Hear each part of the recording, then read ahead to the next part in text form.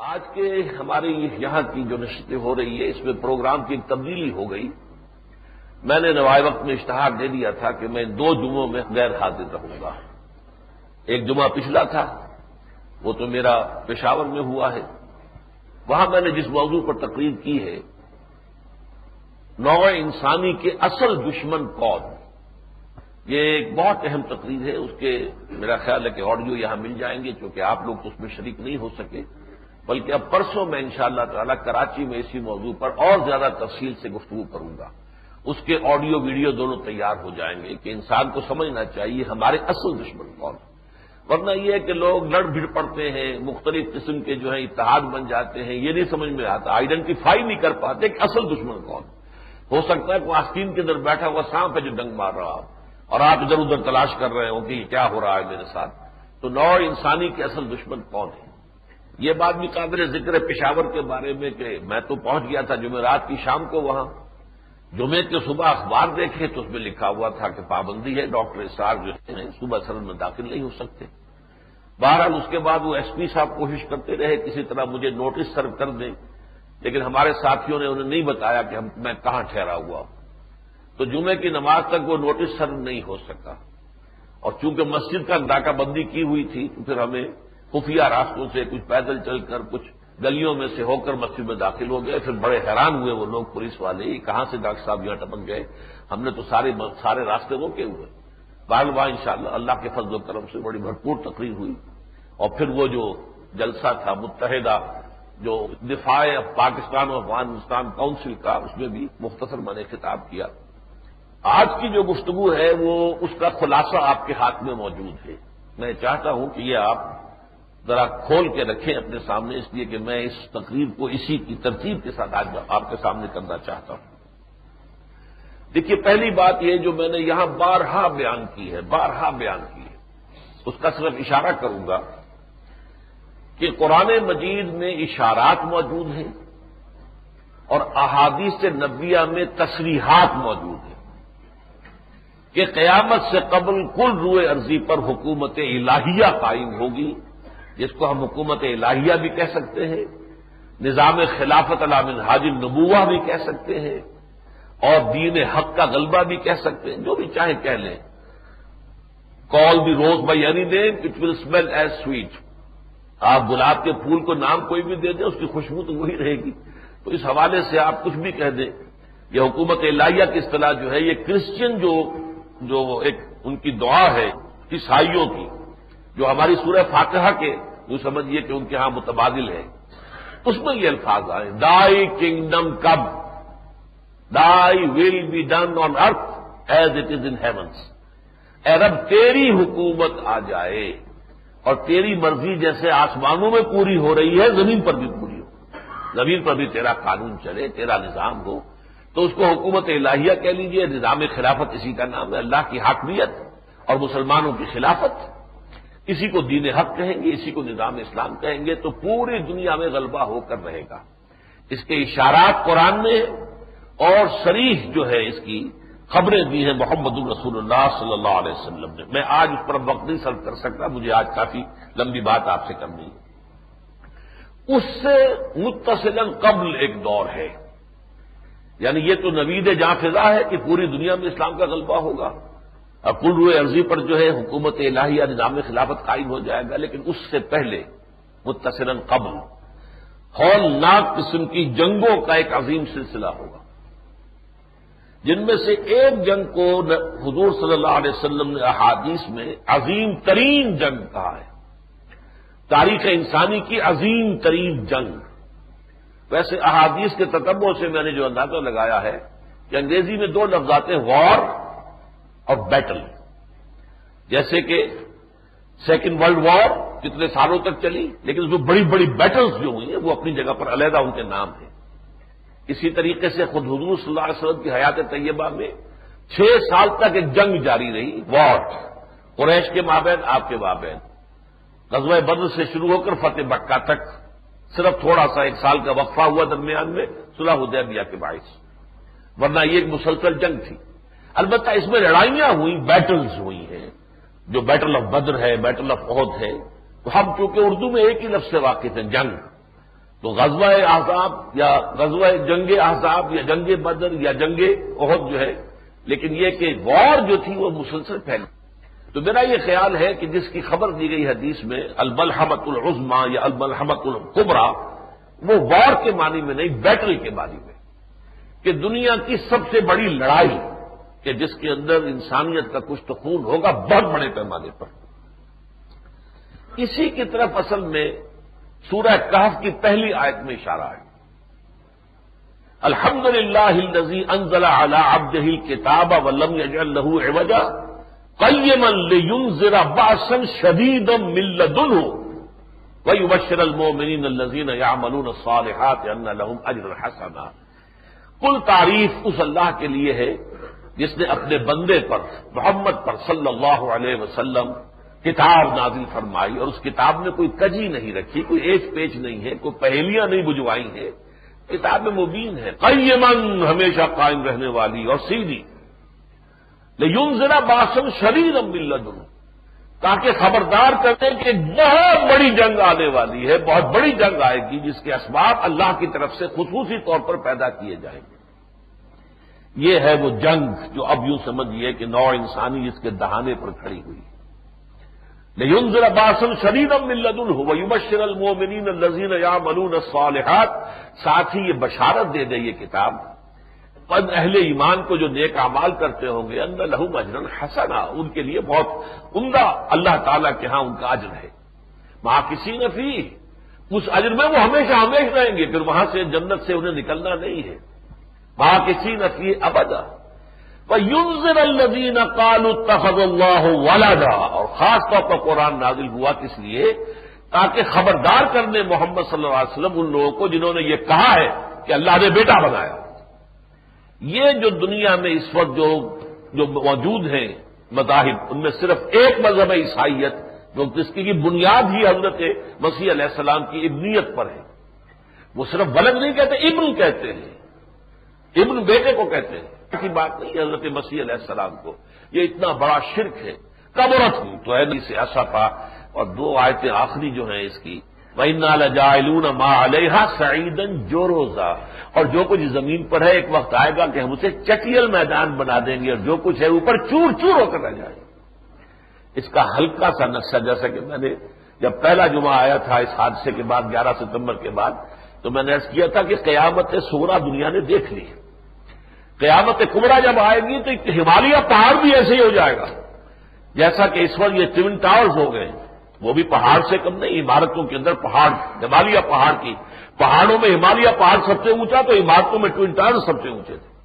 اس حوالے سے دیکھیے کہ جیسے کہ سورہ طہ میں فرمایا وَتَرَى الْجِبَالَ فَتَحْسَبُهَا جَامِدَةً وَهِيَ تَمُرُّ مَرَّ السَّحَابِ.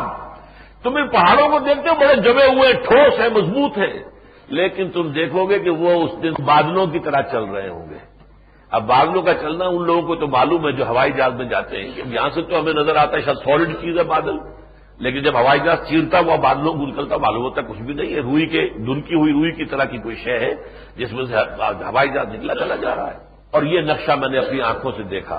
وہ ٹاور جو پہلے ہٹ ہوا تھا اس پر پہلی ہٹنگ کے نتیجے میں تو جو اوپر کی منزلیں تھیں اس میں سے سیاہ دھواں نکل رہا تھا، لیکن کچھ دیر کے بعد جب دوسرے ٹاور کے گرنے کے بعد جب اس کے گرنے کی باری آئی ہے تو پھر دیکھنے والے آنکھوں نے دیکھا کہ بالکل بادل، سفید بادلوں کا سا دھواں یا غبار یہ اٹھا ہے اس کے اوپر سے. تو وَتَرَى الْجِبَالَ تَحْسَبُهَا جَامِدَةً وَهِيَ تَمُرُّ مَرَّ السَّحَابِ، جیسے بادل ہوتے ہیں، سفید بادل نظر. بہرحال یہ بھی نقشہ چھوٹا سا ہے جو اللہ تعالیٰ نے دکھا دیا ہے قیامت کا، کہ اس طور سے اس زمین میں ہر شے جو ہے وہ برابر کر دی جائے گی. نہ کوئی اونچائی رہے گی، نہ نیچائی رہے گی، نہ کوئی موڑ رہے گا، نہ ٹیڑھ رہے گی. لا عوج فیہا ولا امتا، نہ کوئی ٹیلا رہے گا نہ کوئی اونچائی. بہرحال یہ جو جنگوں کا سلسلہ شروع ہونے والا ہے، احادیث نبویہ میں اس کے بارے میں بڑی تفاصیل ہے. میں آج اصل میں آپ حضرات کے لیے چند احادیث لے کر آیا ہوں. آج کا میرا یہ خطبہ جو ہے ان احادیث کے درس پر، کیونکہ آپ نے معلومات دیکھا ہے کہ شروع میں نے کہاں سے کیا ہے، یہ نکال لیجیے اپنا اشتہار. قرائن سے معلوم ہوتا ہے کہ احادیث رسول صلی اللہ علیہ وسلم میں قیامت کے قریب جن ہولناک جنگوں، ملاحم کے پیشن گوئی کی گئی تھی. ملاحم کیوں کہتے ہیں؟ لحم کہتے ہیں گوشت کو، اور ملحم، اب بھی اگر آپ جاتے ہیں وہاں سعودی عرب حج کے لیے، عمرے کے لیے، تو ملحم یہ کیا ہے؟ جو قصائیوں کی دکانیں ہیں جہاں گوشت کے ٹکڑے کیے جاتے ہیں، ٹکڑے کر کر کے ان کو فروخت کیا جاتا ہے، تو وہ ملحم ہے۔ تو ملاحم، کیونکہ جنگوں کے اندر تو گوشت کے ٹکڑے اڑتے ہی تھے، تو یہ ملاحم جو آنے والی ہے، پیشن گوئی کی گئی تھی، ان کا سلسلہ شروع ہونے والا ہے۔ واضح رہے کہ ان جنگوں میں سے ایک کو حضور صلی اللہ علیہ وسلم نے الملحمۃ العظمی، یعنی تاریخ انسانی کی عظیم ترین جنگ سے تعبیر کیا تھا، جس میں لا تعداد انسان ہلاک ہوں گے۔ اس ضمن میں کچھ احادیث ہیں جو میں آپ کو سنانا چاہتا ہوں۔ اگرچہ بعض حضرات کا خیال یہ ہے، میں ایک حدیث کے ضمن میں عرض کروں گا کہ یہ جو جنگوں کا سلسلہ ہے یہ آج سے 10 سال قبل شروع ہو چکا ہے۔ خلیج کی جنگ اس کا نقطۂ آغاز تھی، یہ ایک ریہرسل تھا۔ صدام کو دھوکہ دے کر دام بچھا دیا گیا اور صدام اس میں آ گیا۔ وہ سفیرہ جو تھی عورت، جیسے آج ہمارے عورت بیٹھی ہوئی ہے، اسی طریقے سے سفیرہ جو تھی اس وقت عراق کے اندر، وہ اس کا نام کیا تھا، گلاس پائی شاید، وہ عورت جو تھی اس نے کہا صدام سے کہ ٹھیک ہے، یہ تمہارا اور کویت کا آپس کا سرحد کا جھگڑا ہے۔ کویت کا، اس کا کہنا یہ تھا عراق کا کہ کویت جو ہے وہ ہمارے یہاں تیل کھینچ رہا ہے سلان ڈرلنگ کے ذریعے سے، اپنی سرحد سے اس نے اندر سے اس نے کنواں کھودنا شروع کیا، ٹیڑھا کر کے لے گیا ہمارے ہاں، اور اس سے وہ تیل ہمارا کھینچ رہا ہے۔ یہ جھگڑا تھا، لہٰذا آپ آگے بڑھے، معاملہ طے کر لیں، آپ کا سرحدی جھگڑا ہے، ہمارا کوئی سروکار نہیں، امریکہ بیچ میں نہیں آئے گا۔ اس دھوکے میں صدام آ گیا۔ پھر جو کچھ اس کے ساتھ ہوا وہ آپ کو معلوم ہے، کتنی بڑی کولیشن، آج بھی اتنے دن جو لگ گئے 11 ستمبر سے آج تک کولیشن بنانے کی فکر ہے۔ امریکہ اکیلا کو قدم اٹھانے کے لیے تیار نہیں ہے، چاہے وہ سپریم پاور آن ارتھ ہے اور اس کے پاس دنیا کی عظیم ترین قوت موجود ہے، پھر بھی ڈرتا ہے، ڈرپوک ہے۔ جب تک سہارا نہ ملے، وہ اخلاقی سہارے مل جائیں، کوئی مادی سہارے مل جائیں، کوئی کولیشن بن جائے، ویسی اس کے باپ نے کولیشن بنائی تھی۔ وہ کولیشن جو تھی وہ بہت بڑی کولیشن تھی، اس میں مسلمان بھی سارے کے سارے شریک تھے، سعودی عرب بھی تھا، مصر بھی تھا، سب تھے، تمام عرب ممالک تھے۔ وہ اس وجہ سے کہ واقعتاً آن دی فیس آف اٹ جسے کہا جائے گا ایگریشن ہوا تھا۔ ایک ملک عراق، اس نے دوسرے ملک کویت پر حملہ کیا، وہاں تباہی مچائی اور وہاں لوٹ مار کی، وہاں جو بھی قتل و غارت کیا، تو ایک نیٹل ایگریشن جو تھا اس کے مقابلے میں ظاہر بات ہے کہ پوری دنیا کے پاس جو ہے ایک معقول جواز تھا، بہت بڑا جو ہے، لیکن پھر جس طرح تہس نہس کیا ہے، لیکن جب شکست مان لی، فوجیں اس کے واپس جا رہی تھی، ان پر جو بمباری کی ہے وہ تاریخ انسانی کی اب تک کی سب سے بڑی بمباری شمار ہوتی ہے۔ قبرستان بنا دیا اس پورے کی پوری سڑک کو جو کویت سے جا رہی تھی بغداد کی طرف، ان میں ٹرک چل جا رہے ہیں بار بار، اور سب کو جو ہے ختم کر دیا وہیں پر، اس لیے بمباری کی۔ بہرحال یہ تو اس کے نزدیک، اور آپ کو شاید یاد ہو صدام حسین نے کہا تھا یہ کوئی ایک جنگ نہیں ہے، یہ ام المحارب ہے، یہ جنگوں کی ماں ہے۔ تو یہ خیال یہ ہے کہ وہ سلسلہ جو ہے جس کا کہ احادیث میں ذکر ہے، در حقیقت 10 سال قبل شروع ہوا تھا، اور اب اس میں الملحمۃ العظمی کی تیاری ہے، الملحمۃ الکبریٰ یا الملحمۃ العظمی۔ اب دیکھیے ایک حدیث، وعن عوف بن مالک رضی اللہ تعالی عنہ قال اتيت النبي صلی اللہ علیہ وسلم فی غزوۃ تبوک وهو فی قبۃ من عدم۔ حضرت عوف بن مالک کہتے ہیں کہ میں نبی اکرم صلی اللہ علیہ وسلم کی خدمت میں حاضر ہوا، اور آپ اس وقت ایک چمڑے کے خیمے کے اندر، خیمہ تھا جو چمڑے کا بنا ہوا تھا، اس میں آپ تشریف فرما تھے۔ فقال، تو حضور نے فرمایا، اعدد ستا بین یدی الساعہ، قیامت سے پہلے 6 نشانیاں گن لو کہ وہ ہوں گی۔ اب یہ اس حدیث کو خاص طور پہ سمجھ لیجئے کہ ویسے تو بعض جگہ 10 نشانیاں آئی ہیں قیامت کی، اور بہت آئی ہیں، یہاں 6 وہ ہیں جن میں سے 3 تو بالکل حضور کے زمانے سے متصل ہیں، اور 3 وہ ہیں جو قیامت کے قریب آنے والی ہیں۔ فرمایا موتی، پہلی قیامت تو یہ ہے، یوں سمجھو کہ میرے بعد قیامت کا دور ہے، چونکہ آپ نے کہا انما بعثت انا وساعۃ کہاتین، میں اور قیامت ایسے جڑے ہوئے، میرے بعد کوئی نبی نہیں، اور اس کے بعد تو بس قیامت ہی آنے والی ہے۔ ثم فتح بیت المقدس، پھر اس کے بعد دوسری بات کیا ہوگی کہ جیسے کہ حضرت عمر کے زمانے میں ہوا رضی اللہ تعالی عنہ کہ بیت المقدس فتح ہو گیا۔ ثم موتان یاخذ فیکم کقواس الغنم، پھر ایک تمہارے اندر وبا پھیل جائے گی. یہ بھی حضرت عمر کے زمانے میں کہ جیسے بکریوں کی وبا ہوتی ہے جس میں بکریاں بڑھتی چلی جاتی ہیں، یہ تعاون کا ایک دورہ ہوا تھا، وبا پھیلی تھی. اب یہ 3 نشانیاں تو تھی حضور کی زندگی کے متصل بعد. 3 وہ ہیں جو قیامت کے قریب میں آئیں گی. ثم استفادۃ المال، پھر مال اتنا ہو جائے گا تمہارے پاس، دولت اتنی ہوگی، حتی یعطی الرجل 100 دینار فیظل ساخطا، یہاں تک ایک شخص کو 100 دینار بھی دیے جائیں گے تو بھی وہ ناراض ہوگا. یعنی یہ کہ کم دیا تم نے، کسی سائی کو اگر 100 دینار دیے جائیں گے تو اس پر بھی وہ ناراض ہوگا، خوش نہیں ہوگا کہ مجھے کوئی بڑی شے مل گئی. ثم فتنۃ، پھر ایک ایسا فتنہ اٹھے گا، لا یبقى بیت من العرب الا دخلتہ، وہ گھر عرب کا کوئی گھر نہیں بچے گا جس میں وہ فتنہ داخل نہ ہو جائے. اب ٹیلی ویژن کا فتنہ، یہ ہر گھر میں ایک موسیقی کا بھی اڈا ہے اور ایک ڈانس کا بھی اڈا ہے اور وہ یعنی کا اور فحاشی کا اڈا ہے، اور جو لگے ہوئے جتنے بھی اوپر کے چینلز جو ہیں وہ سب آ رہے ہیں، تو ایک گھر بھی نہیں بچے گا. ثم ہدنۃ یکون بینکم و بین بنی الاصفر، پھر ایک صلح ہوگی، معاہدہ ہوگا تمہارے اور زرد رو لوگ جو ہیں، یہ یعنی رومی مراد ہیں، گورے، ان کے مابین. فیغدرون، پھر ایک وقت آئے گا کہ وہ دھوکہ دیں گے، غداری کریں گے. اس وقت تو سعودی عرب سے بڑی صلح ہے نا. خاص طور پر یہ نوٹ کر لیجئے کہ حضور کے زمانے میں جب یہ کم کا لفظ آتا ہے، تم، اس وقت تک چونکہ ابھی اسلام صرف عربوں تک محدود تھا تو وہاں اکثر و بیشتر عرب مراد ہوتے ہیں. وہ تو بعد میں پھر داخل آئے ہیں، داخل ہوئے ہیں، امت جو ہے پھیلتی چلی گئی ہے، لیکن وہ بات کی بات ہے. حضور کے دور تک آپ کے مخاطب اصل میں کون تھے؟ صرف عرب تھے.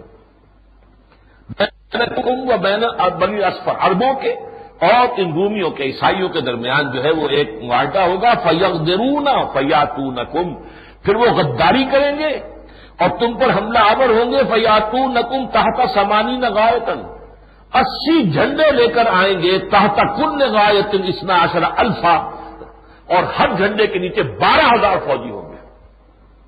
1 ملین، 9,60,000، 12,000 کو 12 کو 80 سے ضرب دیجیے، 12 کے 96، 9,60,000.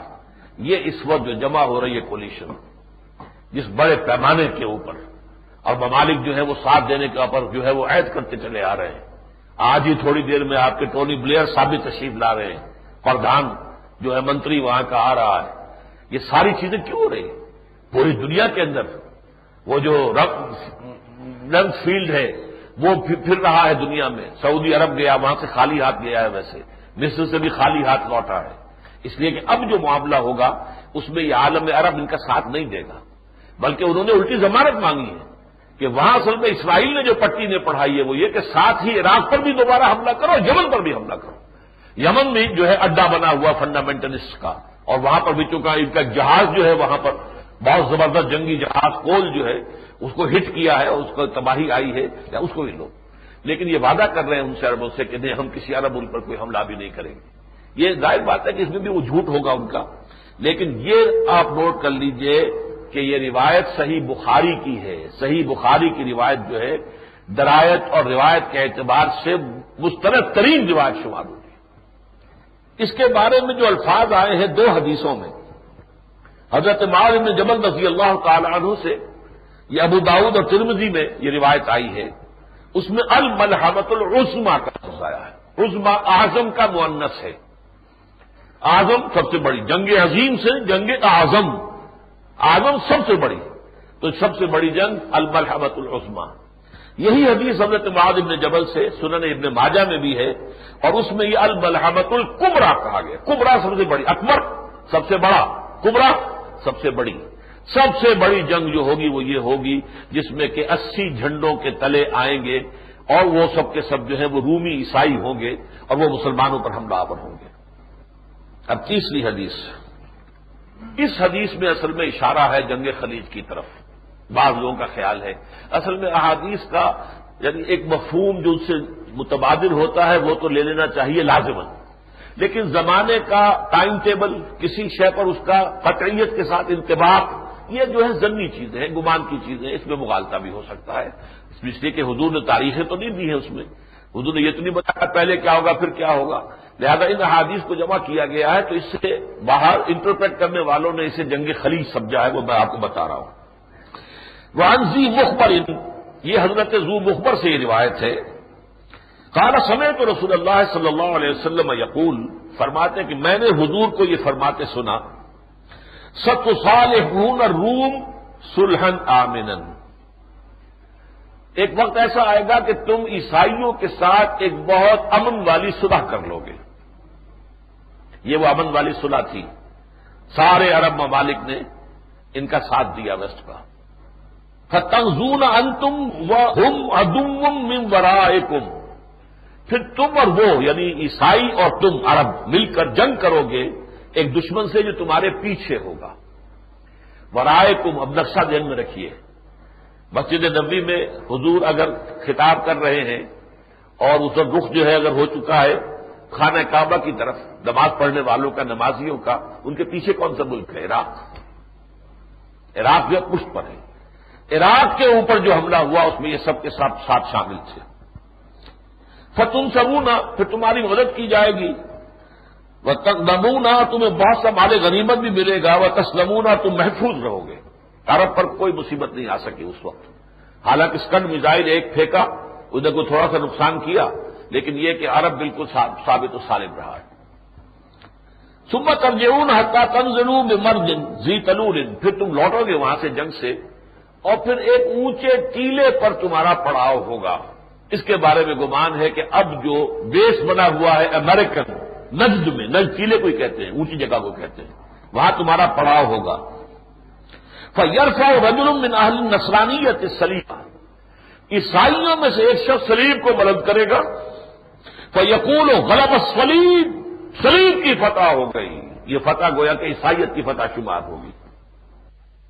فَيَغْضَبُ رَجُلٌ مِّنَ الْمُسْلِمِينَ، تو مسلمانوں میں سے ایک شخص کو غصہ آ جائے گا، غضبناک ہو جائے گا وہ، فَيُدَقُّهُ، وہ اس صلیب کو توڑ کے پھینک دے گا۔ فَعِندَ ذَلِكَ تَغْدِرُ الرُّومُ، اب جو ہے وہ رومی عیسائی جو ہیں یہ اس صلح کے سے بغاوت کریں گے، بے وفائی کریں گے، وَتَجْمَعُ لِلْمَلْحَمَةِ، اور اس عظیم جنگ کے لیے تیاری کریں گے۔ وَزَادَ بَعْضُهُمْ، بعض لوگوں نے اس روایت میں یہ الفاظ بھی اضافہ کیے ہیں، فَيَسُورُ الْمُسْلِمُونَ إِلَىٰ أَسْلِحَتِهِمْ، تو اہل ایمان جو ہیں وہ بھی اپنے اپنے جو ان کے اسلحہ ہیں ان کی طرف دوڑیں گے لینے کے لیے، فَيَقْتَتِلُونَ، وہ جنگ کریں گے، فَيُكْرِمُ اللَّهُ تِلْكَ الْعَصَابَةَ بِالشَّهَادَةِ، لیکن اللہ اس گروہ کو شہادت کی عزت عطا فرما دے گا۔ یہ واقعہ کسی بھی وقت ہو سکتا ہے، جیسے آپ کو معلوم ہے الخبر، یہ ذی مخبر ہے جن کی روایت ہے، اور الخبر وہ جگہ ہے جہاں پر ان کی بہت بڑی بلڈنگ کے اوپر جو ہے اسامہ ہی کے ساتھیوں نے جو بھی تھے عرب کے اندر سے ہوا تھا وہ معاملہ، انہوں نے بمباری کی تھی، اڑایا تھا، اور اس میں کافی جو امریکی مارے گئے تھے۔ لیکن ایسا ہی کوئی حادثہ کسی اور وقت بھی ہو سکتا ہے کہ جس کے اندر اگر کوئی فتح جو ہے صلیبیوں کو حاصل ہو گئی اور کسی نے کھڑے ہو کر نعرہ لگایا، اس لیے کہ وہاں ہے یہودی بھی ہے وہاں پر موجود ہے، نعرہ لگائیں گے کہ فتح ہماری ہو گئی صلیب کے برکت سے، اور کسی مسلمان کو ظاہر بات ہے کہ خون اسرائیل آ جاتا ہے آخر جوش میں، توڑ دیتا ہے کوئی موسیٰ طلسم سامری، تو وہ اس کو اگر توڑ دے گا تو پھر جنگ شروع ہے۔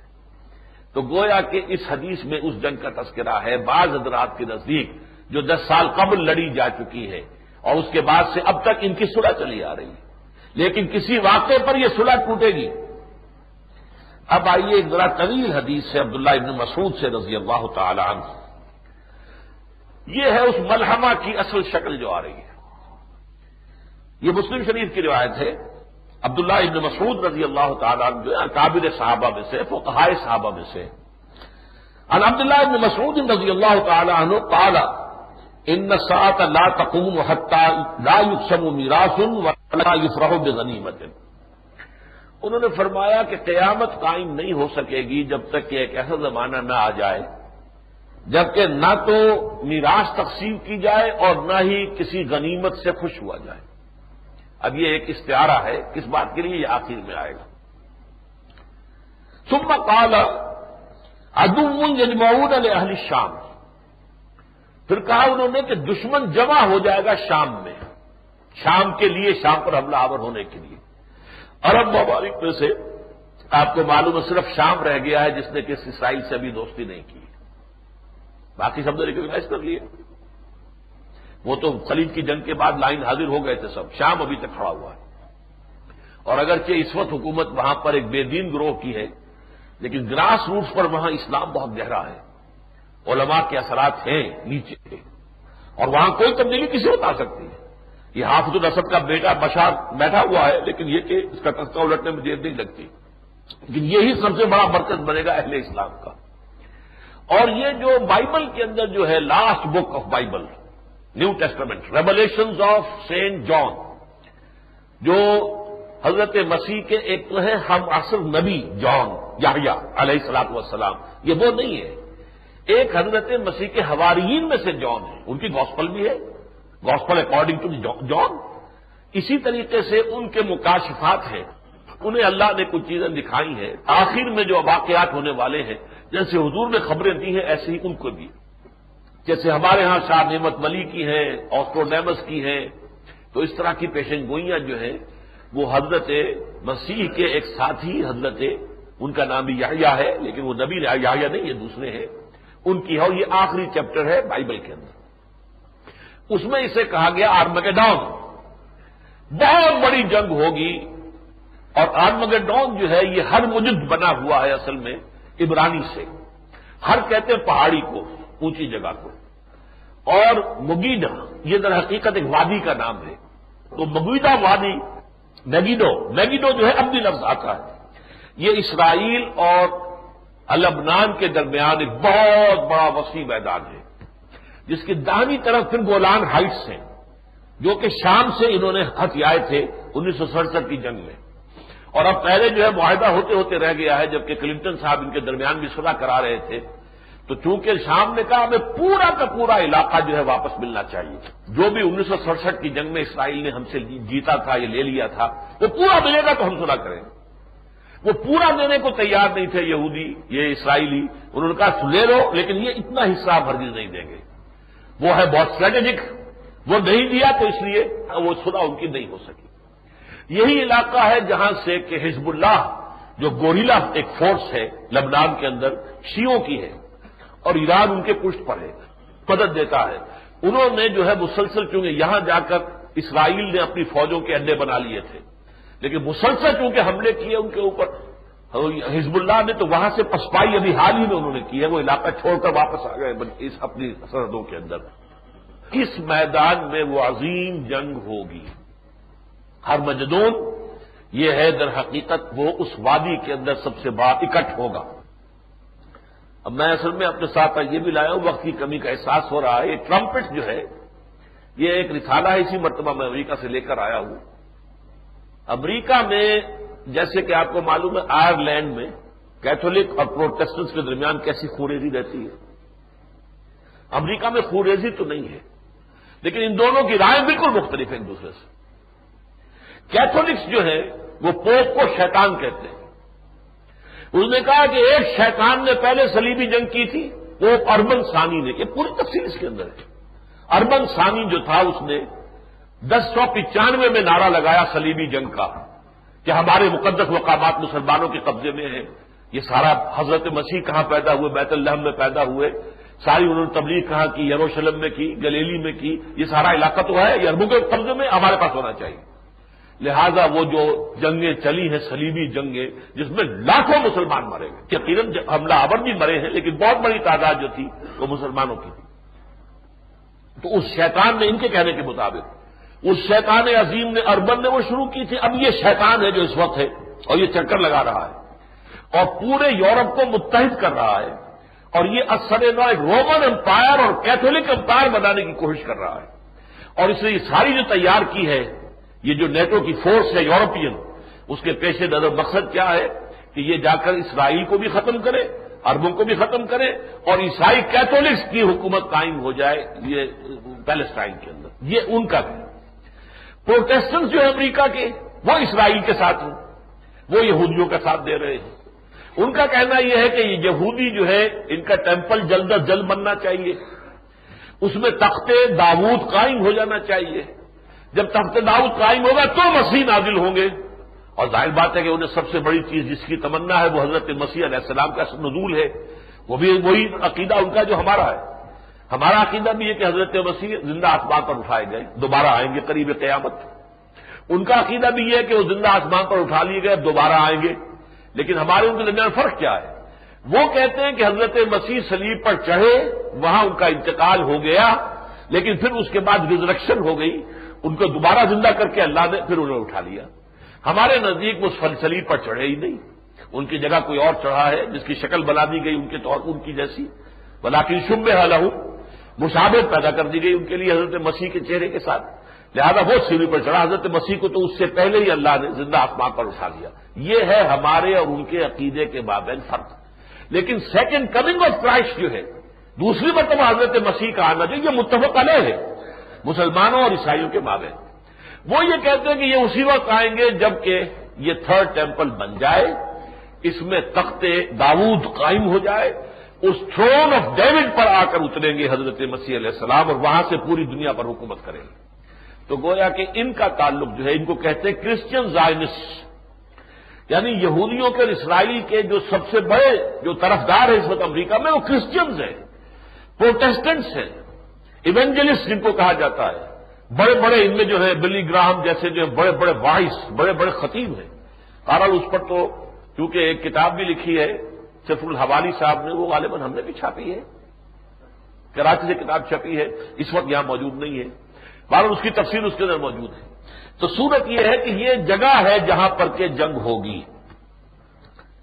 فرمایا یجمع لہم اہل الاسلام عدو یجمعون لاہل الشام، شام پر حملہ کرنے کے لیے جو دشمن ہیں عیسائی وہ جمع ہو جائیں گے۔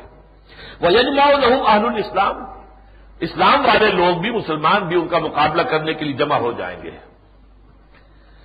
فَتَشَرَّطَ الْمُسْلِمُونَ شُرْطَةً، اب اس میں 3 دن کے بارے میں آتا ہے کہ جنگ بڑی خوفناک ہوگی۔ پہلے دن مسلمانوں میں ایک جماعت ہوگی ڈیتھ اسکواڈ، جو یہ طے کر لے گی کہ ہم واپس زندہ نہیں آئیں گے، یا فتح یا موت۔ تمام دن جنگ ہوگی، شام کو جنگ جو ہے فتح اور شکست میں تبدیل نہیں ہو سکے گی، بلکہ ایک طرح کا رات آ گئی تو جنگ بند ہو جائے گی، اور وہ جو ڈیتھ اسکواڈ تھا وہ ختم ہو جائے گا، مسلمان سب کے سب شہید ہو جائے گا۔ دوسرے دن پھر ایسا ہی ہوگا، پھر کچھ لوگ جو ہے طے کریں گے، عہد کریں گے اور شرط لگا دیں گے یہ کہ یا مریں گے یا فتح، لیکن فتح حاصل نہیں ہوگی، وہ سب کے سب جو ہے فوت ہو جائیں گے، لیکن شکست بھی نہیں ہوگی۔ تیسری مرتبہ بھی یہی ہوگا، لیکن فرق فرمایا چوتھی مرتبہ فَإِذَا كَانَ يَوْمُ الرَّابِعِ، جب چوتھا دن آئے گا، لَهَدَا إِلَيْهِمْ بَقِيَّةُ أَهْلِ الْإِسْلَامِ، پھر تمام جو مسلمان لشکر تھا وہ پورا کا پورا ان پر ایک ہی مرتبہ ٹوٹ پڑے گا۔ فَيَجْعَلُ اللَّهُ الدَّبَرَةَ عَلَيْهِمْ، اللہ تعالی دشمن کی پیٹھیں ان کی طرف کر دے گا، یعنی دشمن بھاگے گا، بے انتہا جو ہے شکست کھا کر بھاگے گا۔ فَيَقْتَتِلُونَ مَقْتَلَةً، پھر وہ جنگ ہوگی، ایسی جنگ ہوگی لم یرا مثلھا، جیسی کہ کبھی دنیا میں دیکھی نہیں گئی، اتنی بڑی جنگ ہوگی۔ حتی ان الطائر لیمر بجنباتہم، یہاں تک کہ ایک پرندہ جو ہے چاہے گا کنی کترا کر لاشوں پر سے میں گزر جاؤں، کوئی ننگی زمین مل جائے جہاں لاش نہ پڑی ہو، فلا یخلفہم، وہ لاشوں کے اس جو بڑا ہوا ہوگا اس میں سے نہیں گزر سکے گا، فلا یخلفہم حتی یخروا میتا، کہ یہاں تک کہ پھر وہ بالکل تھک کر گر کے پوری لاشوں کے اوپر گرے گا۔ اتنی لاشیں ہوں گی کہ پرندہ چاہے گا، آپ کو پرندے بھی بڑا اللہ تعالیٰ نے حصے لطیف دی ہوئی ہے، کچھ گندے ایسے بھی ہیں، گدھ وہ تو آتے ہی ہیں مردار کے اوپر، جیسے مکھی جو ہے وہ گندگی پر آتی ہے، ایسے مردار جو کے اوپر آئے گا گدھ، لیکن عام پرندہ جو ہے وہ تو گند کھاتا ہے اسے، اور وہ جو ہے بچنے کی کوشش کریں گے لیکن جگہ نہیں ہوگی، تھکتے اڑتے اڑتے اڑتے اڑتے اڑتے اڑتے تھک کر گر پڑیں گے، مر کر گر پڑیں گے، اور یہ کہ انہیں جگہ نہیں ملے گی جہاں کہ وہ نیچے اتر سکے اور وہاں کوئی لاش نہ ہو۔ فرمایا فَيُتَعَادُ بَنُو الْأَبْ، اب مسلمان جو ہے ذرا گنتی کریں گے کہ ہم میں کتنے مر گئے کتنے بچے، تو ایک باپ کے بیٹوں کی جب گنتی ہوگی کانو میتن، تو معلوم ہوگا وہ 100 تھے، ہو سکتا ہے دادا کے پوتے شمار ہوتے ہو، یا اربوں میں تو ایک باپ کے بھی 100 بیٹے کو عجیب بات نہیں ہے۔ یہ جو بن لادن صاحب ہیں ان کے بھائی بھی 40-50 ہیں، 60 ہیں شاید، کچھ پتہ نہیں ہے، اور کنگ عبدالعزیز کے بیٹے جو ہیں وہ جن کی حکومت انہی میں چلی آ رہی وہ بھی 40-50 تھے، کوئی پتہ نہیں یہاں پہ کیا مراد ہے۔ فَيُتَعَادُ بَنُو الْأَبْ كَانُوا مِئَةً فَلَا يَجِدُونَهُ بَقِيَ مِنْهَا إِلَّا الرَّجُلُ، وہ دیکھیں گے ان 100 میں سے 99 شہید ہو گئے، صرف ایک بچا۔ فَبِأَيِّ غَنِیمَةٍ يُفْرَحُ، اب آگئی وہ بات جو شروع میں تھی، اب کیا مال غنیمت سے خوشی حاصل ہوگی؟ جس باپ کے 99 کھیت رہے، ایک رہ گیا، وہ غنیمت، مال غنیمت کی کیا خوشی اسے ہوگی؟ اور یہ میراث یقسم، یا کون سی میراث کی اب تقسیم ہوگی؟ تو مسئلہ ختم ہو گیا۔ اتنی بڑی جنگ ہے جس کا کہ نقشہ کھینچا گیا، رواہ مسلمون، مسلم شریف کی روایت ہے یہ۔ میں اس لیے کہہ رہا ہوں کہ عام طور پر لوگ جو ہے ذرا حدیثوں سے کچھ زیادہ دلچسپی نہیں رکھتے، تو میں متن لے کر آیا ہوں ساتھ آج کچھ کہنے کے لیے۔ ظاہر بات ہے کہ یہ جنگ جو ہونے گی الملحمۃ العظمیٰ صاف نظر آ رہا ہے۔ اس کے بعد ایک سیکنڈ فیز آئے گا، وہ میرا آج کا موضوع نہیں ہے۔ ملحمۃ العظمیٰ میں سمجھتا ہوں کہ اب تلی کھڑی ہوئی ہے، زیادہ دور نہیں ہے۔ اس کی وجہ کیا ہے وہ بھی میں ابھی آپ کو بتاتا ہوں، لیکن یہ کہ اس جنگ کا دوسرا دور پھر وہ ہوگا جب عیسائیوں کو مسلمانوں کے ہاتھوں شکست ہو جائے گی، پھر اسرائیل کھڑا ہوگا۔ پہلے مرحلے پر اسرائیل کو یہ چپ کر کے بٹھائے رکھیں گے، جیسے خلیج کی جنگ میں بٹھائے رکھا۔ خلیج کی جنگ میں ان سب نے کہہ دیا تھا کہ تم خاموش رہو، تم نے اگر حصہ لیا تو تمام مسلمان جو ہے میدان میں آ جائیں گے، پھر ہماری کولیشن ٹوٹ جائے گی، عرب جو ہے پھر ہمارا ساتھ نہیں دیں گے، لہذا انہیں شامل نہیں کیا۔ ساری جنگ لڑی ہے، ویسٹرن جتنے بھی تھی قوتیں انہوں نے جنگ لڑی، لیکن کیا لڑی ہے؟ جنگ لڑنے کی نوبت تو آئی نہیں، تہس نہس کر دیا اوپر سے ایریل بمبارڈمنٹ کے ذریعے سے، اور ان کے رادر سارے جام کر دی، ساری ان کے تو ہتھیار ہی نکمے ہو کر رہ گئے تھے عراق کے بہرحال۔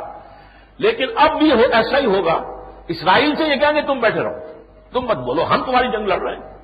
لیکن جب یہ کہ یومیوں کو شکست ہو جائے گی تو پھر اسرائیل، اور ان میں کھڑا ہوگا ایک مسیح الدجال، وہ اعلان کرے گا میں وہ مسیحا ہوں کہ جو اب گریٹر اسرائیل قائم کرے گا اور تھرڈ ٹیمپل کی تعمیر ہوگی۔ اس موقع پر پھر اللہ تعالی حضرت مسیح کو نازل کر دیں گے، المسیح ابن مریم، جو کہ اصل مسیح ہے، وہ اسے قتل کریں گے، اور اس کے بعد مسلمانوں کے ہاتھوں یہودیوں کا قتل عام ہوگا، ایک ایک یہودی چن چن کر قتل کر دیا جائے گا۔ اس کی حدیث میں آپ کو پہلے سنا دیتا ہوں، عبداللہ ابن مسعود سے ہے، مسلم شریف کی روایت ہے، حضرت ابو ہریرہ سے ہے رضی اللہ تعالی عنہ، عن ابی ہریرہ قال قال رسول اللہ صلی اللہ علیہ وسلم لا تقوم الساعة حتى يقاتل المسلمون اليهود۔ حضرت ابو ہریرہ روایت کرتے ہیں کہ حضور صلی اللہ علیہ وسلم نے فرمایا قیامت قائم نہیں ہوگی جب تک کہ مسلمان یہودیوں سے جنگ نہیں کریں گے، فیقتلهم المسلمون، اور مسلمان انہیں قتل کریں گے، حتی یختبی الیہودی من وراء الحجر والشجر، یہاں تک کہ اگر کوئی یہودی کسی پتھر کی چٹان کے پیچھے یا کسی درخت کے پیچھے چھپے گا، فیقول الحجر والشجر، تو وہ پتھر، چٹان اور وہ درخت جو ہے پکار کر کہے گا یا مسلمو، اے مسلمان، یا عبداللہ، اے اللہ کے بندے، ھذا یہودی خلفی، آؤ یہ میرے پیچھے چھپا ہوا ایک یہودی جو ہے، فتعال، آؤ، فاقتلہ، اسے قتل کر دو، الا الغرقد فانہ من شجر الیہود، سوائے ایک درخت غرقد کا ایسا ہوگا جو یہودیوں کو پناہ دے گا، وہ یہودیوں کا ساتھی ہے۔ اور آج مجھے بتایا گیا ہے کہ سب سے زیادہ پلانٹیشن جو اسرائیل میں وہ غرقد کی گئی ہے۔ اب مجھے نہیں معلوم وہ درخت کیسا ہے، کس نوعیت کا ہے، لیکن سب سے بڑی پلانٹیشن غرقد کی گئی۔ یہ مرحلہ آئے گا حضرت مسیح علیہ السلام کے نزول کے بعد، اور اس کے بعد پھر پوری دنیا کے اندر، چونکہ حضرت مسیح جب آئیں گے عیسائیت کو ختم کر دیں گے۔ عیسائیت کی عبادت سارا کھڑا ہوا ہے سلیب کے اوپر، وہ کہہ کہ سلیب پر میں چڑھائی نہیں، تم کیا کس چکر میں پڑے ہوئے ہو، یکسر السلیب، وہ سلیب توڑ دیں گے۔ شریعت موسیٰ میں سور حرام تھا، انہوں نے اپنے لیے حلال کر لیا، وَيَقْتُلُ الْخِنزِيرَ، خنزیر کو قتل کر دیں گے، یعنی اس کا کھانا ممنوع کر دیں گے، اور اس کے بعد جو ہے ان کا مذہب عیسائیت جو ہے ایز سچ ختم ہو جائے گا، اور تمام عیسائی دنیا مسلمانوں میں شامل ہو کر، اور پھر یہ قوت بنے گی جو پوری دنیا کے اوپر اسلام کو غالب کرے گی۔ آخری مرحلے میں یاجوج ماجوج کا ایک حملہ ہوگا، اور عام طور پر سمجھا جاتا ہے کہ وہ روس اور چین ہوں گے۔ اس وقت تک غالباً یہ جو ملحمۃ العظمیٰ ہے، اس میں یہ علیحدہ کھڑے رہیں گے، ساتھ نہیں آئیں گے۔ لیکن اس کے بعد جب آخری مرحلہ ہو جائے گا اور جب مجھے نظر آئے گا اب تو اسلام جو ہے اس کا بول بالا ہو گیا پوری دنیا میں، تو ظاہر بات ہے کہ یہ لوگ تو ملحدین میں سے ہیں، یہ مقابلہ کرنے کے لیے آئیں گے، اللہ تعالیٰ خاص طرح سے ان سب کو ہلاک کرے گا، اور پھر پوری دنیا میں اللہ کے دین کا غلبہ ہو جائے گا، جہاں سے کہ میں نے بات آج شروع کی تھی۔ اب دیکھیے، یہ جو واقعات میں نے آپ کو احادیث کی روح سے سنائے ہیں، اس اپنے ہینڈ بل کو نکال لیجئے۔ چنانچہ ترجمان حقیقت اور حکیم الامت علامہ اقبال نے بھی ان احادیث ہی کے مطابق پیشن گوئی کی تھی کہ دنیا کو ہے پھر مار کرے روح و بدن پیش، تہذیب نے پھر اپنے درندوں کو ابھارا، اللہ کو پامر دیے مومن پہ بھروسہ، ابلیس کو یورپ کی مشینوں کا سہارا۔ واضح رہے کہ اس وقت صدر امریکہ جارج بش ہو یا وزیر اعظم برطانیہ ٹونی بلیئر اور یا ان کے دوسرے ہواری، یہ سب تہذیب کی دہائی دے رہے ہیں۔ اور سویلائزیشن، اس کو خطرہ ہے۔ یہ جو ورلڈ ٹیررزم ہے، اس سے ہماری تہذیب کو خطرہ ہے، ہمارا تمدن، ہماری تہذیب، ہمارا نظام، دے آر تھریٹنڈ تہذیب۔ اور اس کے تحفظ کے لیے پورا مغربی دنیا اور اس کے وسائل اور اسلحہ کو یکجا کیا جا رہا ہے۔ یہاں میں آپ کو سورہ طٰہٰ کی ایک آیت کا حوالہ دینا چاہتا ہوں۔ حضرت موسیٰ اور حضرت ہارون علیہ السلام جب دربار میں تشریف لے گئے فرعون کے، وہاں دعوت پیش کی اپنی، اور فرعون نے جو ہے پھر مقابلے کے لیے جادوگروں کے ساتھ مقابلہ طے کروایا، تو جس وقت وہ جمع ہوئے ہیں، سب کے سب لوگ ٹھٹ کے ٹھٹ لوگ جمع ہیں، حضرت موسیٰ بھی میدان میں آ گئے، جادوگر بھی آ گئے۔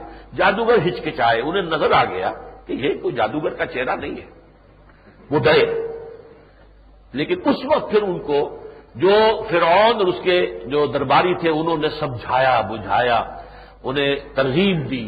تو اس ترغیب کے الفاظ کیا ہیں؟ قالوا ان ھذان لساحران یریدان ان یخرجاکم من ارضکم بسحرہما۔ دیکھو بھائی، یہ کون ہے؟ یہ دو، یہ موسیٰ اور ہارون، یہ نہیں ہے سوائے اس کے، یہ تو لازماً دو جادوگر ہیں۔ ان ھذان لساحران، یقیناً یہ دو جادوگر ہیں۔ یریدان، وہ چاہتے ہیں، ان یخرجاکما، کہ وہ دونوں مل کر تمہیں نکال دیں تمہاری سرزمین سے، وَيَذْهَبَا بِطَرِيقَتِكُمُ الْمُثْلَىٰ، اور پھر تمہاری جو تہذیب ہے، مثالی تہذیب، اعلیٰ تہذیب، تمہارا تمدن، ترقی یافتہ تمدن، اس کو ختم کر کے رکھ دیں۔ طریقتکم المثلیٰ، مثلیٰ جو ہے مؤنث ہے، امثل، امثل کہتے ہیں بہت اعلیٰ، بہت عمدہ، مثالی، امثل، مثالی سے امثل سب سے زیادہ مثالی، مثلیٰ جیسے میں نے آپ کو بتایا، اعظم سے عظما، اکبر سے کبریٰ، امثل سے مثلیٰ۔ بے طریقتکم المثلیٰ، تمہاری جو مثالی تہذیب ہے اس کو خطرہ لاحق ہو گیا ہے، لہذا فاجمعوا کیدکم ثم اتوا صفا، تو اپنی پوری مہارت کو جمع کرو۔ جیسے آج جو ہے بش صاحب جمع کرنے میں لگے ہوئے، پوری دنیا کی طاقت کو جمع کریں، ہر طرف سے جو ہے کوئی نہ کوئی مورل سپورٹ ہی مل جائے، تھوڑی سی کوئی اور میٹیریل سپورٹ نہ صحیح کچھ تو ہو، لیکن ہمارا ساتھ تو دیں، یا آپ ہمارے دشمن ہیں یا ہمارا ساتھ دیں، تھرڈ آلٹرنیٹو کوئی نہیں چھوڑا دنیا میں اس وقت۔ تو فرمایا فاجمعوا کیدکم، اپنے پورے ہیلے جو بھی تمہارے پاس ہے صلاحیت، اس سب کو جمع کرو، ثم اتوا صفا، پھر صف میں کھڑے ہو کر مقابلہ کرو اس موسیٰ کا اور ہارون کا علیہ الصلوۃ والسلام۔ آج بالکل وہی دہائی ہے کہ جو دی جا رہی ہے پورے عالم مغرب کے اندر۔ یہ جو میں نے اب اس کے بعد لکھا ہے، ان جنگوں کے نتائج کے بارے میں میں بیان کر چکا ہوں، صرف پڑھ لیجیے اسے، کہ بارے میں نبی اکرم صلی اللہ علیہ وسلم کی دی ہوئی خبر یہ ہے کہ اگرچہ ان میں انجام کار آخری فتح مسلمانوں ہی کو حاصل ہوگی، جس کا ذکر میں کر چکا ہوں، اور پوری دنیا میں اسلام کا بول بالا ہو جائے گا۔ چنانچہ ایک جانب یہودیوں پر تو وہی عذاب اکبر نازل ہوگا جو قوم نوح، قوم ہود، قوم صالح، قوم لوط، قوم شعیب اور آل فرعون پر نازل ہوا تھا، یعنی ان کا بالکلیہ خاتمہ ہو جائے گا۔ اس کی وضاحت تھوڑی سی کر دوں۔ اللہ کی یہ مستقل سنت رہی ہے رسولوں کے بارے میں، نبیوں کے بارے میں نہیں، رسولوں کے بارے میں۔ جب کسی قوم کی طرف رسول بھیج دیا، رسول نے دعوت دی، دعوت کا حق ادا کر دیا، دودھ کا دودھ، پانی کا پانی جدا کر دیا، پھر بھی قوم اڑی رہی کفر پر، تو وہ قوم نسیم منسیہ کر دی گئی، ہلاک، برباد، پوری قوم۔ کلم یغنو فیہا، ایسے ہو گئے جیسے تھے ہی نہیں، وجود ہی نہیں تھا۔ لا یرا الا مساکنہم، اب ان کے محل نظر آ رہے، رہنے والے نظر نہیں آ رہے۔ یہ انجام ہوتا ہے قوموں کا جن کی طرف رسول بھیجے جائیں۔ حضرت نوح کی قوم کا یہ حشر ہوا، سب غرق۔ حضرت ہود کی قوم، قوم عاد، برباد۔ حضرت صالح کی قوم، قوم سمود، برباد۔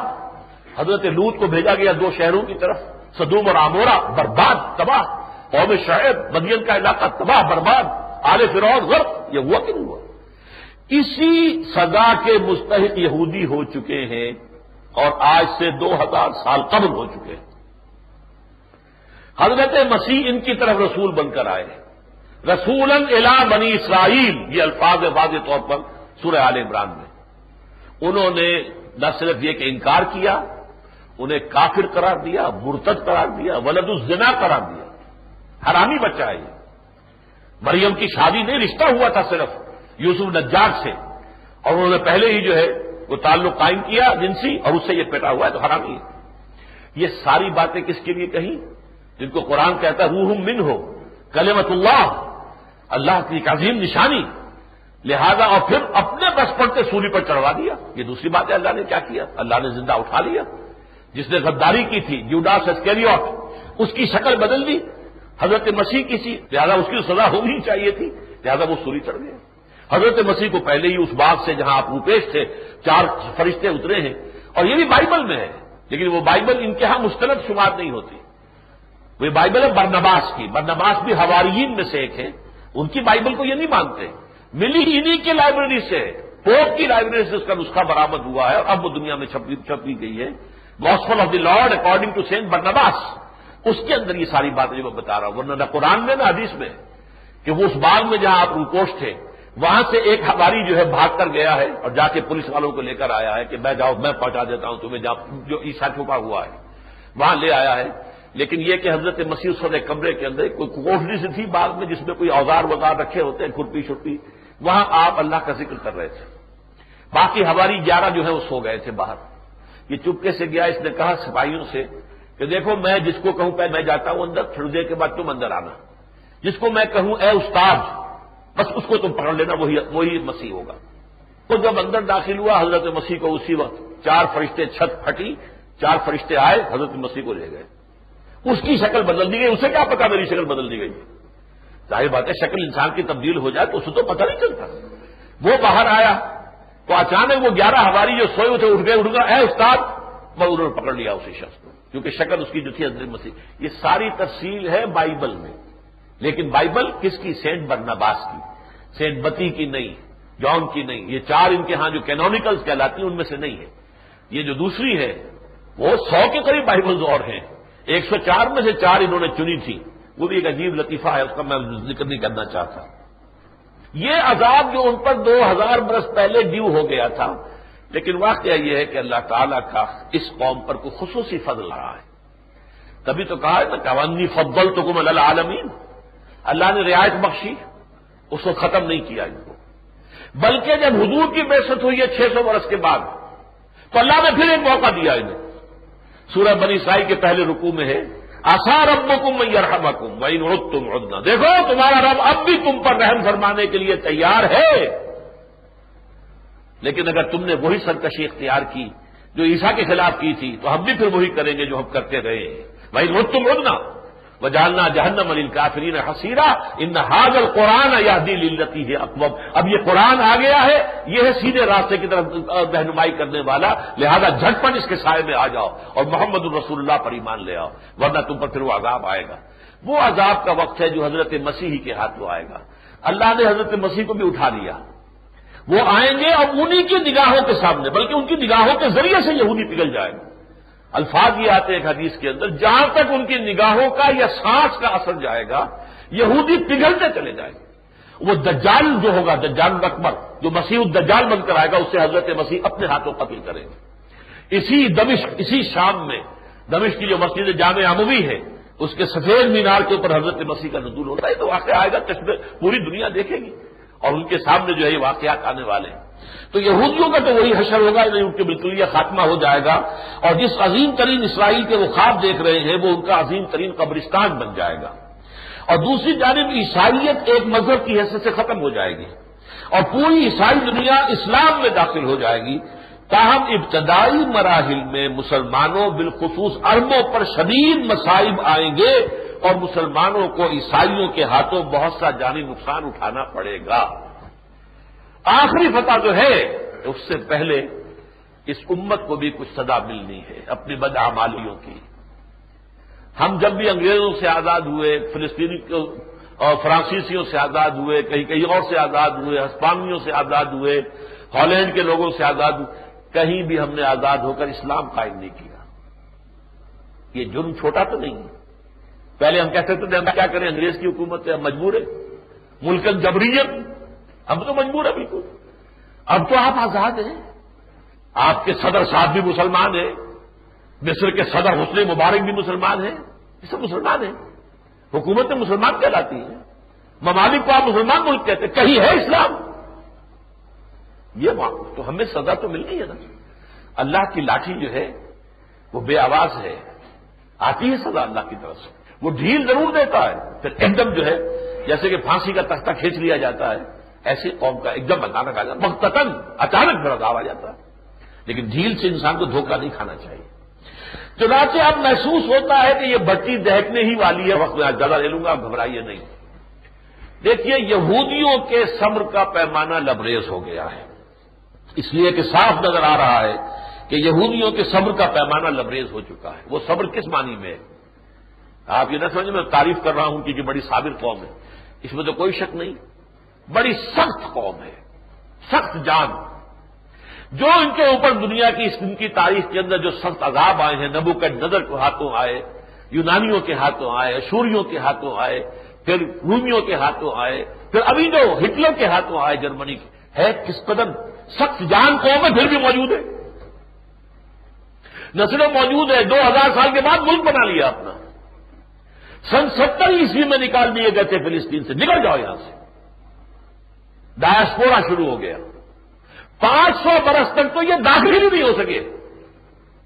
عیسائیوں کا غلبہ تھا، کیونکہ سن 300 عیسوی کے اندر قسطنطین جو تھا، ایمپرر کانسٹنٹائن آف روم، وہ عیسائی ہو گیا، پوری مملکت جو ہے عیسائی ہو گئی، اور عیسائی سمجھتے تھے ہمارے خدا کو سوری چڑھانے والے ہی ہیں، خدا کا بیٹا خدا ہی ہو گیا نا، اس کو سوری انہوں نے چڑھائی ہے، لہذا بدترین دشمن تھے ان کے، انہیں سخت پرسیکیوشن کا سامنا تھا، نکال دیے گئے تھے، بھاگ جاؤ، منتشر ہو گئے تھے، ڈایاسپورا کہتے ہیں اسے، ہمارا دور انتشار۔ 500 برس پہلے یہ واقعہ ہو چکا ہے حضور کی ولادت سے، 571 عیسوی میں حضور کی ولادت مبارکہ ہے، اور سن 70 میں یہ واقعہ ہوا، 500 برس گزر چکے تھے۔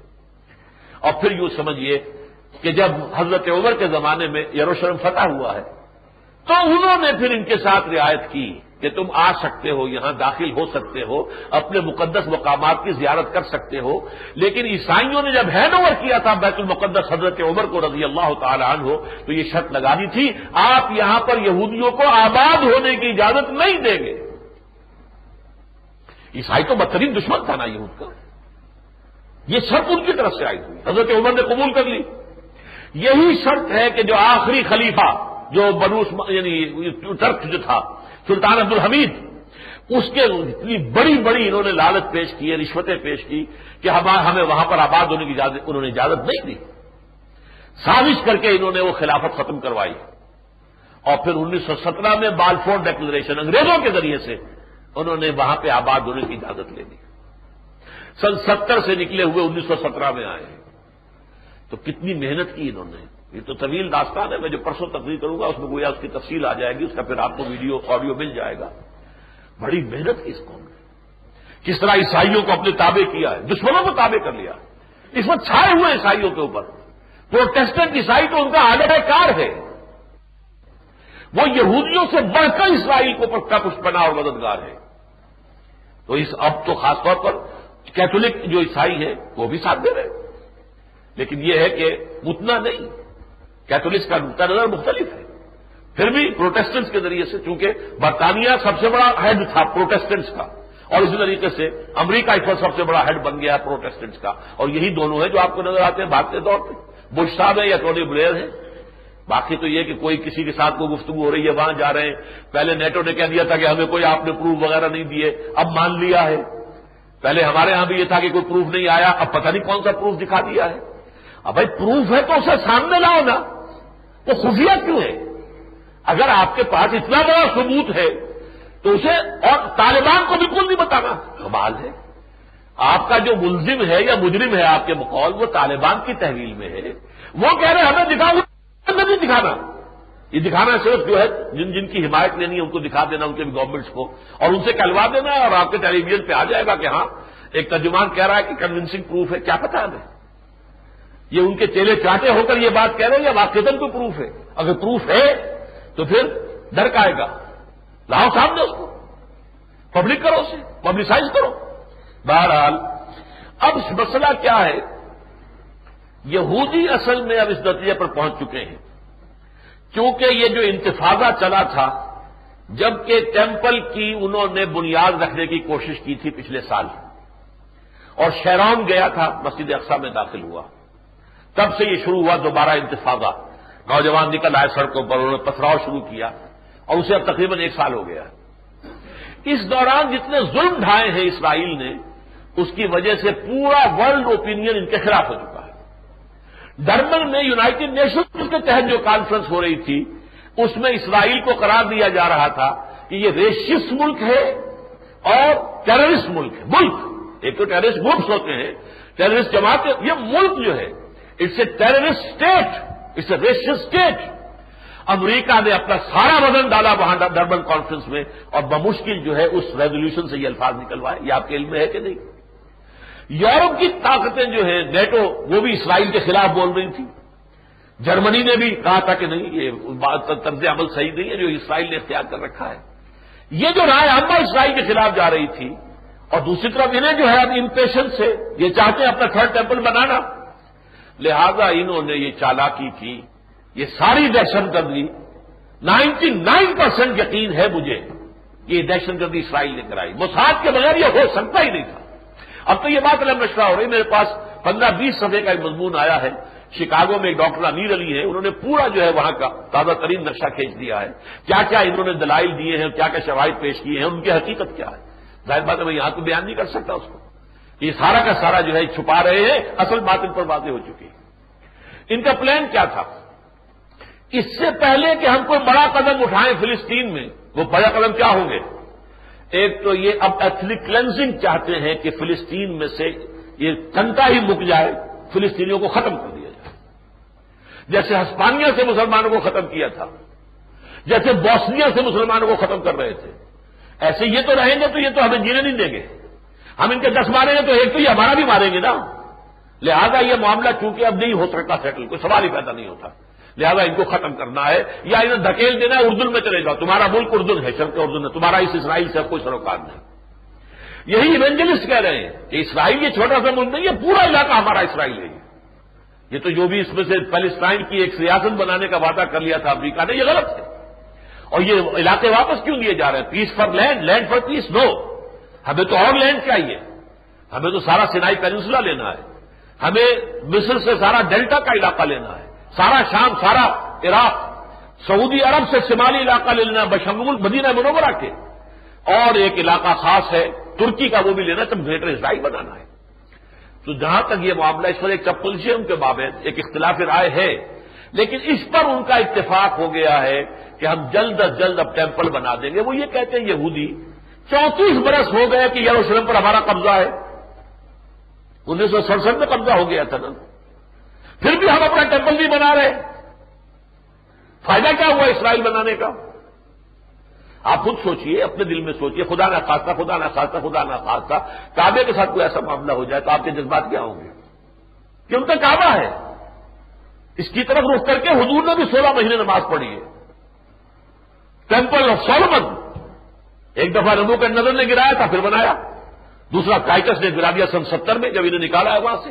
اب وہ گرا پڑا ہوا ہے، 1900 برس سے گرا ہوا ہے.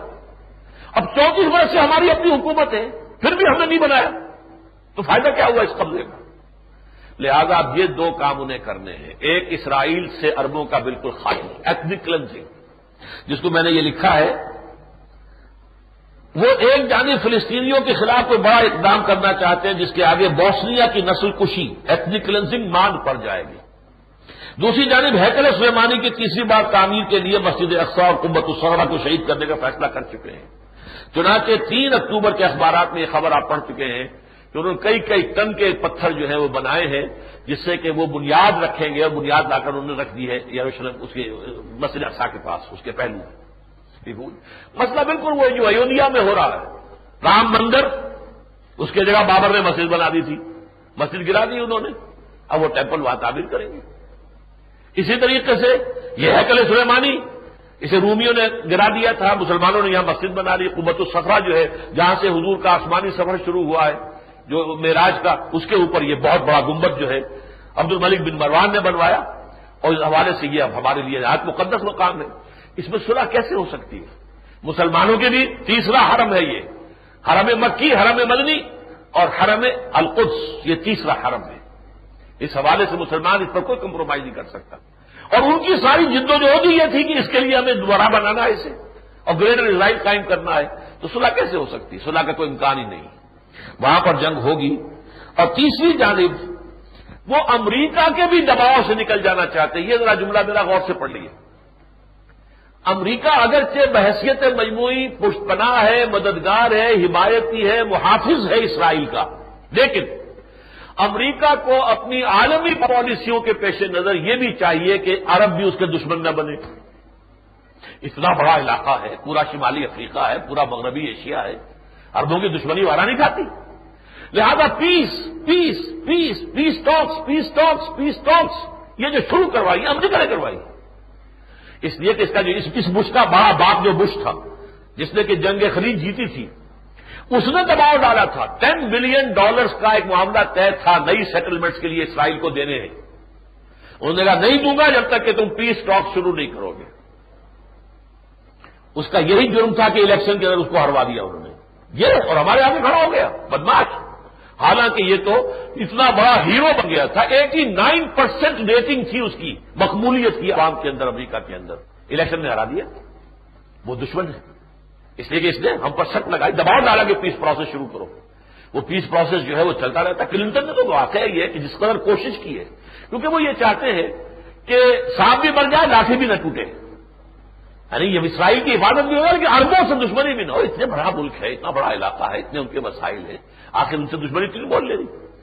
اس پیس کے لیے اس کا جو دباؤ ہے ان پر، وہ یہ چاہتے ہیں کہ امریکہ کو بھی اچھی طریقے سے ایک سبق پڑھا دیں تاکہ وہ دباؤ جو ہے ڈالنا ان پر چھوڑ دیں۔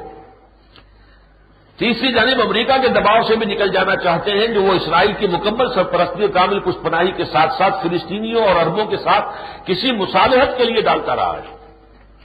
لہذا اسرائیل نے اپنے ایجنٹوں کے ذریعے امریکہ میں ہولناک اور ناقابل تصور دہشت گردی کروا کے ایک طرف تو یہ کوشش کی ہے کہ امریکہ فوری طور پر مشتعل ہو کر افغانستان کے خلاف کوئی بڑا قدم اٹھا لے، جس کی لپیٹ میں ان کی خواہش ہے کہ پاکستان اور اس کی ایٹمی صلاحیت بھی آ جائے، اور دوسری طرف ایک سابق اسرائیلی وزیر اعظم نتن یاہو کی اس دھمکی پر بالفعل عمل کر کے کہ میں واشنگٹن میں آگ لگا دوں گا۔ اس نے ایک مرتبہ کہا تھا امریکہ جو ہے وہ اپنی حدود میں رہے، ہمارے اوپر دباؤ نہ ڈالے ورنہ میں واشنگٹن میں آگ لگا دوں گا۔ یہ Nitin Yahoo he is on record, تو دنیا کی اندر جو ہے ریکارڈڈ چیزیں ہیں، اس پر عمل کر کے دکھایا ہے تاکہ امریکہ کو بھی یہ ہوش آ جائے کہ ہمارے عزائم کے مقابلے میں کہیں آگے آؤ گے تو تمہاری اینٹ سے اینٹ بجا کر رکھ دیں گے۔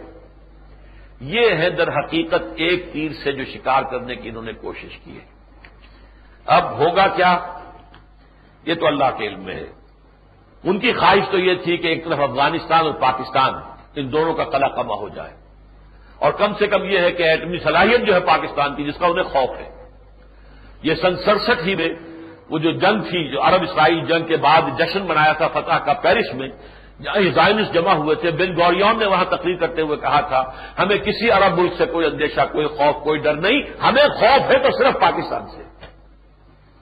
لہذا پاکستان کی قوت کو نقصان پہنچانا اور پاکستان کی ایٹمی صلاحیت کو مفروض کرنا یہ ان کے مقاصد میں شامل ہے، اور اس میں ظاہر بات ہے کہ بھارت ان کا بھرپور ساتھ دے رہا ہے، سری نگر میں بم دھماکہ کروا کے، تاکہ یہ جو ہے ورلڈ ٹیررزم کے اندر اب وہ اسامہ اور اس کے عرب ساتھیوں کے ساتھ ساتھ جو کشمیر کے اندر مجاہد تحریکیں ہیں ان کو بھی ساری لپیٹ میں لے، ایک ہی لپیٹ میں لے جاؤ۔ اور یہ کہ اس کے اڈے ہم نے بتا دیے ہیں، اتنے اڈے 28 اڈے جو ہیں ان کے کیمپ جو ہے وہ آزاد کشمیر میں، اور اٹل بہاری واجپئی کا بیان آ گیا ہمارے پاس دو ہی راستے ہیں، یا تو ہم خاموش بیٹھے اپنی تباہی کو دیکھتے رہے، اور یا یہ کہ ہم جو آزاد کشمیر پر حملہ کرتے، یہ بیان آ گیا ایسا۔ تو یہ ہے اصل میں سازش۔ یہ دوسری بات ہے کہ ہوگا کیا یہ اللہ ہی جانتا ہے۔